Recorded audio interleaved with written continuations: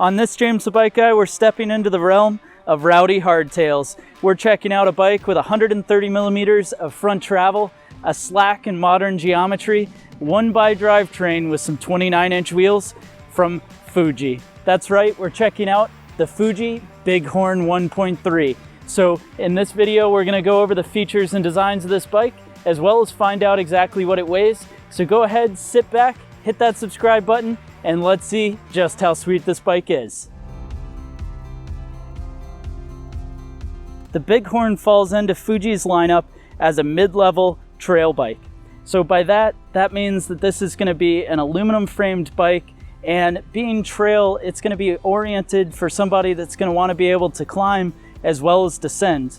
And what makes this bike pretty neat is they're adding in some Rowdy geometry, some big 29-inch wheels, and some features we'll talk about a little later on to make this completely capable for most trail conditions. Now, where you might find that you'd want to ride this would be, say, somebody who's not quite ready to step up either in price or capability to full suspension, but wants a bike that's going to be able to handle just about any of the chunk that's going to come up on a traditional trail and have something that's a worthy frame set to start building off of. The Bighorn 1.3's frame is going to be made from their A6 SL aluminum. This is a butted aluminum frame, meaning it's going to have thicker and thinner spots on the interior dimension of the tubes. It's got smoothed out welds. You can see we've got internal cable routing on this bike. And what's really neat about it is the geometry of this bike is going to be super playful. So it's got 130 millimeters of front travel, bringing that head tube angle to be 67.5 degrees. It's got a 74-degree seat tube angle, and then a chainstay length of only 434. And so that means that the bike's gonna be slack in the front end, seat tube angle is gonna put you in a position where you're gonna be able to climb pretty well, and then that rear end is super tight. You can see just how close that giant 29-inch by 2.4 tire is to the seat tube angle. And they do a pretty neat thing with this truss going to the chainstay, that one solid chunk of aluminum to be able to get enough clearance between the chainring and the chainstay.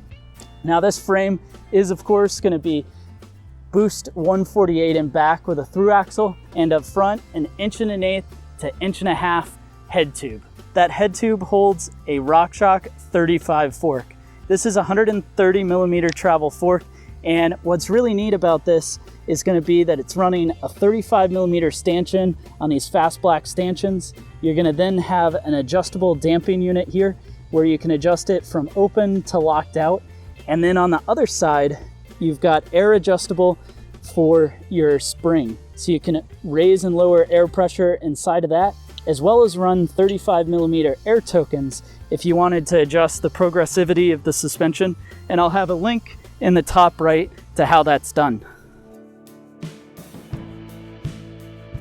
Cockpit wise, this bike's set up with a race face handlebar. It's a 760 millimeter wide race face ride handlebar going to a race face ride alloy stem that's got a 6-degree rise. This is of course going to be a 35 millimeter bar clamp, so nice modern bar clamp on it.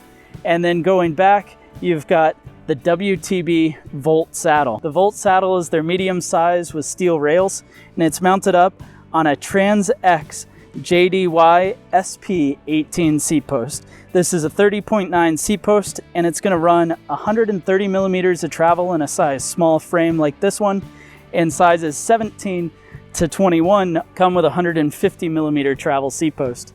It's operated on the handlebar by using this 1x style lever. So you go ahead and you press down on that lever, and then it's going to raise up the seat post. The drivetrain on this bike is going to be a 12-speed Eagle drivetrain. It's going to be running a combination of SRAM SX and NX setup. So you've got the NX Eagle rear derailleur, which is going to be considerably more durable than the SX, and a nice thing to see here. It's then going to go through the PG 1210 cassette. This is an 11 to 52 12-speed cassette rolling forward to an SX crankset running through a dub threaded bottom bracket. On the handlebar, you're going to be able to shift it using this SX shifter, thumb button for an easier gear, and then further forward you've got another thumb button to run to harder gear. Now slowing the bike down is going to be the Tektro Orion 4P. This is a 4-piston caliper on the front and the rear of the bike, operating some larger 180mm rotors. For a wheel set on the bike, it's going to be running the WTB STI 30 rims. These rims are a tubeless ready rim. It's going to be 30mm on the internal width here, and it's laced up using 32 spokes down to through axle front and rear boost hubs. And then for tires, you've got the Maxxis Dissector 29 by 2.4 here on the rear. This is tubeless ready. It is going to have their EXO protection. So all you need to set this bike up tubeless would be sealant and some valves. And up front, they run a slightly more aggressive Minion DHF tire. This is the DH front version of the tire, also tubeless ready with EXO protection as well.